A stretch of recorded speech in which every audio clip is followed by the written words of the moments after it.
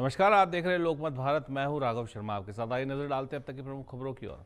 Monsoon सत्र के पहले दिन प्रधानमंत्री नरेंद्र मोदी ने संसद के हंस द्वार पर मीडिया को संबोधित करते हुए सभी सांसदों के सदन में तर्कपूर्ण और सम्मानजनक चर्चा की अपील की। उन्होंने कहा कि मानसून सत्र दोनों सक्रिय हो तो देश हित में बेहतर परिणाम आते हैं। विपक्ष ने सोनम वांगचुक के अनशन, नीट, यूजी पेपर लीक और राम मंदिर चढ़ावा चोरी जैसे मुद्दों पर सरकार को घेरने की तैयारी की है। वहीं सरकार इस सत्र में 7 विधेयक पेश करेगी। लोकसभा में सुप्रीम कोर्ट विधेयक और राज्यसभा में संविधान और राष्ट्रगान के अपमान से जुड़े संशोधन विधेयक पेश किए जाएंगे। 20 जुलाई से 13 अगस्त तक चलने वाले इस सत्र में 19 बैठकें प्रस्तावित हैं। वहीं जंतर मंतर पर सोमवार को कॉकरोच जनता पार्टी के प्रदर्शन के दौरान पुलिस और प्रदर्शनकारियों के बीच तनाव की स्थिति बन गई। पुलिस ने भीड़ को संसद की ओर बढ़ने से रोकने के लिए लाठीचार्ज किया, जिसमें कई लोग के घायल होने की खबर है। करीब 30 से 35 हज़ार प्रदर्शनकारियों ने मार्च निकालने की कोशिश की। कुछ लोग बैरिकेड पार कर संसद थाने तक पहुंच गए। दिल्ली पुलिस और आरएएफ के जवान बड़ी संख्या में तैनात रहे। पुलिस ने अनुमति नहीं होने का हवाला दिया। अनशन पर बैठे सोनम वांगचुक ने सरकार के सामने 3 मांगे रखी। पहली, सरकारी शिक्षा व्यवस्था और पेपर लीक की जिम्मेदारी ले। दूसरी, सीजेपी प्रतिनिधिमंडल को संसद जाने दिया जाए और सांसद मुद्दा उठाने का भरोसा दे। तीसरा, स्वास्थ्य कारणों से ऐसा संभव न हो तो सांसद सफदरगंज अस्पताल आकर यही आश्वासन दे।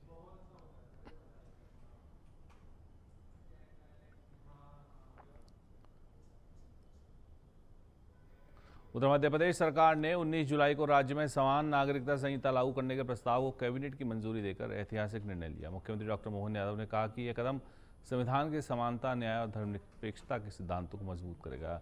यूसीसी के तहत सभी धर्मों के लोगों पर विवाह, तलाक, भरण पोषण, उत्तराधिकार और लिव इन रिलेशनशिप जैसे निजी मामलों में एक समान कानून लागू होगा। मुख्यमंत्री के अनुसार इसका प्रमुख उद्देश्य महिलाओं की सुरक्षा, सशक्तिकरण और विभिन्न व्यक्तिगत कानूनों में मौजूद भेदभाव को समाप्त करना है। उन्होंने कहा कि व्यवस्था व्यक्तिगत नागरिक कानूनों को आधुनिक और समान अधिकारों पर आधारित बनाएगी, जबकि सार्वजनिक नैतिकता और नीति के अनुरूप धार्मिक रीति रिवाजों, परंपराओं की सुरक्षा सुनिश्चित की जाएगी।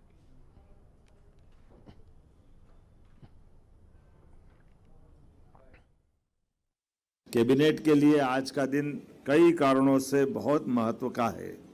आज मध्य प्रदेश समान नागरिक संहिता 2026 के विधेयक का अनुमोदन कैबिनेट के माध्यम से हुआ है और ये मध्य प्रदेश निरसन विधेयक 2026 का अनुमोदन हमारे लिए राज्य के अंदर क्या राम क्या रहीम सबकी बराबरी का मौका देने वाला एक बड़ा नियम लग रहा है, जिसके कारण से हमने अपनी इस अधिनियम को लागू करने के पहले, वैसे तो विधानसभा में एक्ट पारित हो जाता, लेकिन आम जनता से जुड़ करके।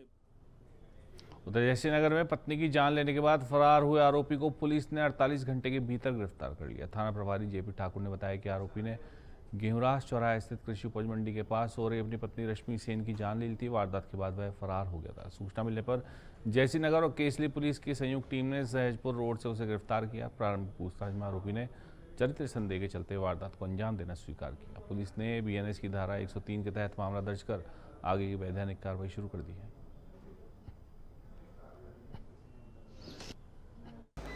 दिनांक 17-18 की दरमियानी रात की बात है, तो 100 डायल पर एक सूचना आई थी कि मनोहर सेन जो है कृषि मंडी के पास है, इसने अपनी पत्नी रश्मि को कुल्हाड़ी मार दी है, जिससे वो गंभीर हालत में पड़ी हुई है।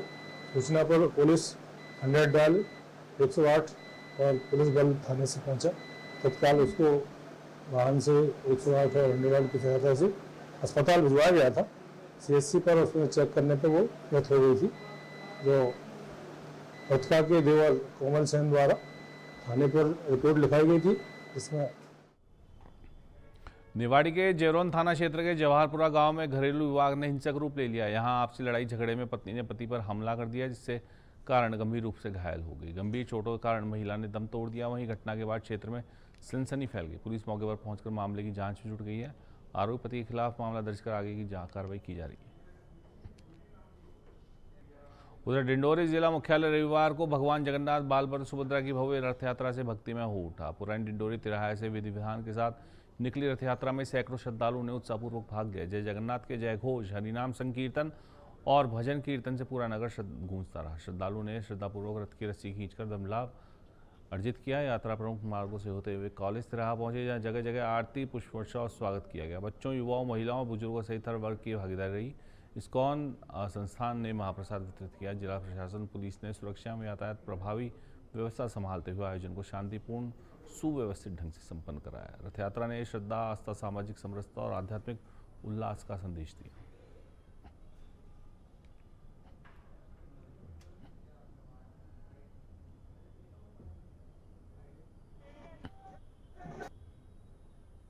वास्तव में क्या है कि भगवान श्री कृष्ण और बलराम और सुभद्रा की दोनों की ये यात्रा जो निकाली जा रही है, हेम के आषाढ़ की द्वितीया पक्ष में निकाली जाती है और यह एक समाज कोशीय जागरण का अपने सनातन संस्कृति के एक बड़े एक पहचानी जानी पहचानी और शिक्षा प्रदान करने वाले का सामाजिक सामाजिक समरसता और पारिवारिक में हमारे जो पंच परिवर्तन के नियम आते हैं उनको ये पूर्ण रूप से पालन करने का कार्य करती है।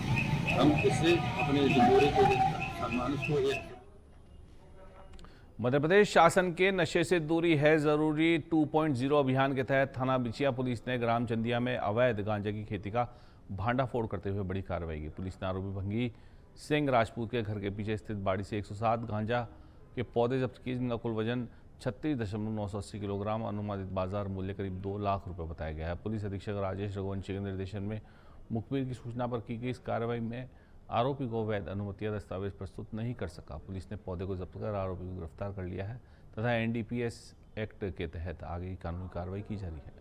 अभियान के तहत जिले में नशे के अवैध कारोबार पर लगातार सख्ती भी बरती जा रही है। कितना गांजा प्राप्त हुआ और कितने लोगों को गिरफ्तार किया गया? मुखबिर द्वारा सूचना मिली थी कि ग्राम चंदिया रहने वाला भंगी सिंह राजपूत अपने बाड़ी में कुछ गांजे के पौधे लगाए हैं। थाने से रेड कार्रवाई की गई, जिसमें भंगी सिंह राजपूत की बाड़ी में करीब 107 पौधे गांजा के अवैध रूप से मिले, जिस पर कार्रवाई की गई है। गांजा के कुल वजन 36 किलो के आसपास है। उधर उमरिया जिले के पाली स्थित प्रसिद्ध शक्तिपीठ में विरासनी धाम में गुप्त नवरात्रि के अवसर पर श्रद्धा, भक्ति और साधना का विशेष वातावरण बना हुआ है। मंदिर में 9 दिवसीय दुर्गा सप्तशती पाठ विधि विधान के साथ जारी है। विद्वान पंडित और पुजारी विभिन्न स्थानों पर बैठकर धार्मिक ग्रंथों का पाठ, मंत्र जाप, हवन तथा विशेष पूजा अर्चना कर रहे हैं। माँ भगवती का आकर्षक श्रृंगार भी श्रद्धालुओं का ध्यान आकर्षित कर रहा है। सुबह से ही बड़ी संख्या में भक्त माता के दर्शन कर सुख समृद्धि और परिवार की खुशहाली की कामना कर रहे हैं। आषाढ़ मास में मनाई जाने वाली गुप्त नवरात्रि में माँ दुर्गा के साथ 10 महाविद्याओं की उपासना का विशेष महत्व माना जाता है। मान्यता है कि इस दौरान श्रद्धा और विधि विधान से की गई साधना शीघ्र फलदायी होती है तथा आध्यात्मिक उन्नति और देवी कृपा प्राप्त होती है। इसी आस्था के चलते माँ विरासनी धाम में भक्तों का लगातार आगमन बना।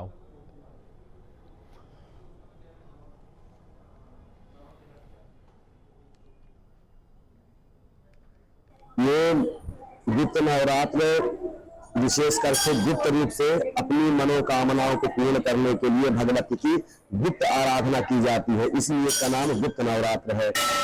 मैं एक श्लोक के माध्यम से सभी चीजें समझा देना चाहता हूँ कि देहि सौभाग्य आरोग्यम देहि में परमम सुखम रूपम देहि जयम देहि यशो देहि दिशो जहि। हे देवी। उधर नीमच जिले के जावद में गोरक्षनाथ आश्रम के महंत मौजनाथ और सुखलाल पर कथित हमले और मठ की जमीन पर कब्जे के प्रयास के आरोप को लेकर रविवार को संत समाज ने जवाब बस स्टैंड पर करीब आधा घंटे तक चक्का जाम कर प्रदर्शन किया। संतों ने पुलिस प्रशासन को ज्ञापन सौंपकर मोहनलाल प्रजापत सहित अन्य आरोपियों के खिलाफ गंभीर धाराओं में प्रकरण दर्ज कर तत्काल गिरफ्तारी, आश्रम की सुरक्षा और निष्पक्ष जांच की मांग की। ज्ञापन में 17 जुलाई को महंत के साथ मारपीट तथा 14 जुलाई को आश्रम में तोड़फोड़ और विवाद के आरोप में लगाए गए। संत समाज ने चेतावनी दी कि कार्रवाई नहीं होने पर आंदोलन तेज किया जाएगा। वहीं पुलिस ने बताया कि दोनों पक्षों की शिकायतों पर क्रॉस प्रकरण दर्ज कर वायरल वीडियो, प्रत्यक्षदर्शियों के बयान और अन्य साक्ष्यों के आधार पर जांच की जा रही है। जांच पूरी होने के बाद नियमानुसार कार्रवाई की जाएगी। इस बुलेटिन में फिलहाल इतना ही। और खबरों के लिए बने रहिए हमारे साथ, देखते रहिए लोकमत भारत। साथ